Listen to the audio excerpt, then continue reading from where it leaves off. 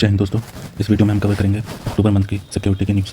पहली न्यूज़ है हमारी, एक फ्रेमवर्क और गाइडलाइन तैयार की गई है इंडियन आर्मी के लिए, किसके द्वारा? चीफ डिफेंस स्टाफ के द्वारा, CDS के द्वारा। और वो फ्रेमवर्क क्या है? Evaluating trustworthy artificial intelligence, ETAI। एक तरीके की आर्टिफिशियल इंटेलिजेंस फ्रेमवर्क है जो हमारी डिफेंस ऑपरेशन में इंटीग्रेट किया जाएगा। ठीक है, इसके कुछ 5 प्रिंसिपल्स हैं जो है reliability, safety and security, transparency, fairness and privacy. इसमें अब AI जो डिफेंस में लाया जा रहा है, ये किस किस चीज़ों में काम आ पाएगा? पहला है इंटेलिजेंस में, दूसरा है सर्विलेंस में, तीसरा है नेविगेशन में, चौथा है कमांड एंड कंट्रोल में। फिर ऑफेंसिव काम में भी यूज़ कर सकते हैं हम AI को, जैसे टारगेट में स्ट्राइक करना, जैसे एयर स्ट्राइक हमने की है, पहले टारगेट्स किए हैं। फिर ड्रोन स्वान में काम आ सकते हैं, ड्रोन भेज सकते हैं, हैकिंग कर सकते हैं।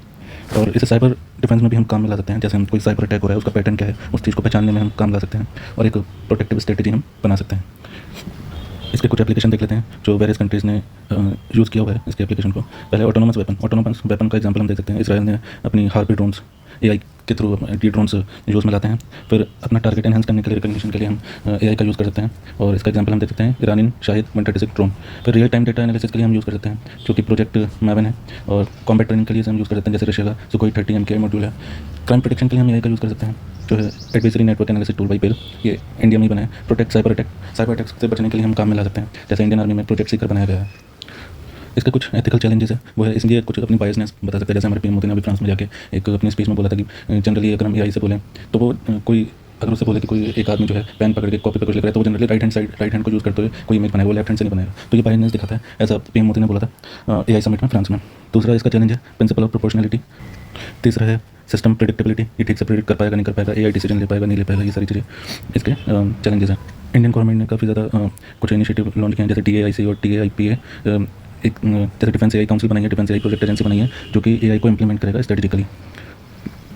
दूसरी न्यूज़ है सिक्योरिटी से रिलेटेड कि इंडिया को एक कमेटी का हेड बनाया गया है, जो एक नेटवर्क है ग्लोब करके, जिसका नाम है global operational network of anti corruption law enforcement authority. इसमें क्या होता है कि मान लीजिए कोई इंसान कोई करप्शन करके कहीं दूसरे देश में भागे, या फिर कोई इंडियन ही किसी और देश में बैठ के करप्शन कर रहा है, या दूसरे देश का इंडिया में आकर कोई करप्शन कर रहा है, या फिर बाहर का आदमी करप्शन करके इंडिया में आ गया है, तो इन सबको ये सारे जो डिस्प्यूट हैं इन सबको सॉल्व करने के लिए एक नेटवर्क बनाया गया है। और इसे जो है 2021 में इस्टेब्लिश किया गया था यूनाइटेड नेशन जनरल असेंबली में। ठीक है, special session against corruption, G20 के अंदर इसे लॉन्च किया गया था, इसके फ्रेमवर्क को रियाद इनिशिएटिव में। और anti corruption law enforcement authority to collaborate on transnational corruption cases. ठीक है, वही सब मैंने भी बताया। इंडिया की तरफ से मिनिस्ट्री ऑफ होम अफेयर है, और होम अफेयर के अंदर CPI और ED है, जो कि इसके मेंबर है।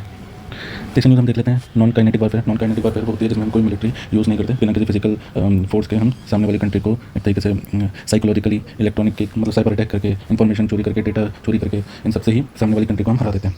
तो नॉन काइनेटिक वारफेयर का मतलब ये है। और इसके कुछ एग्जांपल देख लेते हैं, जैसे पेजर ब्लास्ट किया था लेबनान में, और ऐसा बोला गया कि इसराइल ने करा था, अभी पेजर ब्लास्ट हुआ था।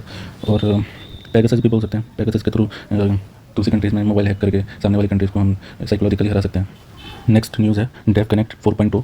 ये एक प्रोग्राम था जो ऑर्गेनाइज किया था innovation for defence excellence defence innovation organisation, IDEX TIO। ये मिनिस्ट्री ऑफ डिफेंस के अंदर आता है। ये क्या करता है? इनोवेशन, हाई टेक्नोलॉजी को डेवलप करता है डिफेंस सेक्टर में, फंड सपोर्ट करता है, रियल वर्ल्ड चैलेंजेस जो होते हैं उनका सोल्यूशन देता है, और कोलैब करता है इंडस्ट्री और अकेडमिक्स के साथ, जैसे IIT बॉम्बे, IIT, डिफरेंट बड़ी बड़ी इंस्टीट्यूट है, उनके साथ कोलैब करता है।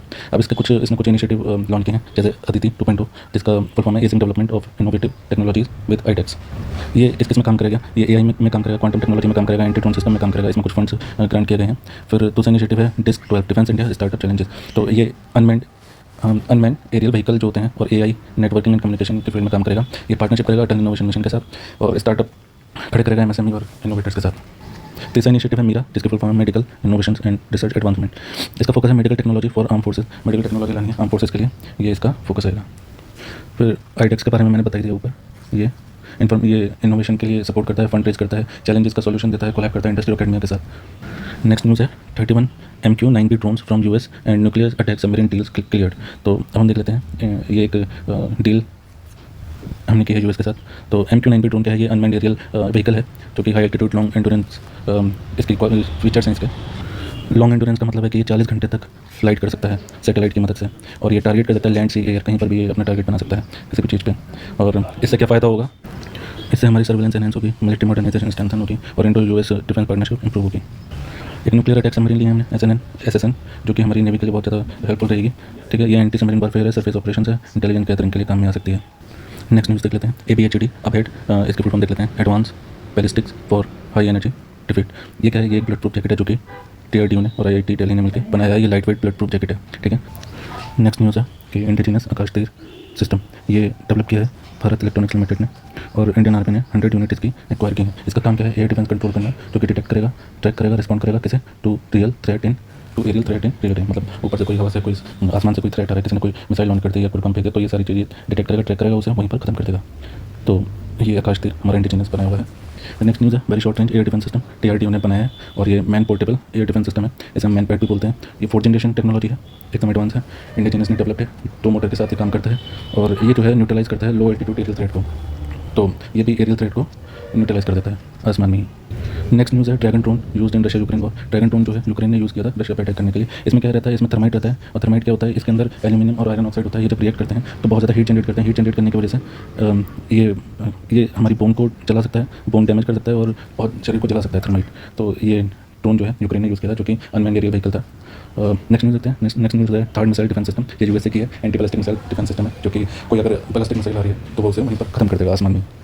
Counter short medium intermediate range missile, ठीक है। इंडिया थर्ड यूज़ नहीं करता। इंडिया रशिया का S-400 ट्रम्प सिस्टम यूज़ करता है। नेक्स्ट न्यूज़ है हेलफायर मिसाइल।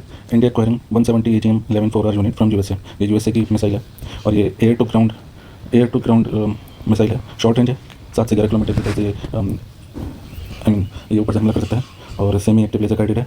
मल्टीपर्पज़ वॉरहेड है, multiple launch platform, aircraft UAV, neutralise various targets, air defence, boat armour, इन सब में ये काम आता है। अब हम कुछ एक्सरसाइज देख लेते हैं जो 2024 में हुई हैं। तो पहली एक्सरसाइज हुई कजाकिस्तान और इंडिया में, जिसे हम काजिंट भी बोलते हैं। ये मिलिट्री एक्सरसाइज थी, जो कि ओली में उत्तराखंड में हुई थी। 8th एडिशन हुआ था ये कजाकिस्तान और इंडिया का। दूसरी एक्सरसाइज है मालाबार, जो कि हमारे ऑस्ट्रेलिया, जापान, USA, इंडिया के बीच में होती है। ये मालाबार कोस्ट में होती है, और हर साल होती है। मैरीटाइम एक्सरसाइज है, नेवी इसे परफॉर्म करती है। फिर है नसीम अल बाहिर, जो कि इंडियन नेवी और ओमान के बीच में होती है, गोवा में हुई थी। और बस लास्ट न्यूज़ ये थी सिक्योरिटी से रिलेटेड। इसे हम टाइम टू टाइम रिवाइज करते रहेंगे। आज के लिए इतनी, थैंक यू।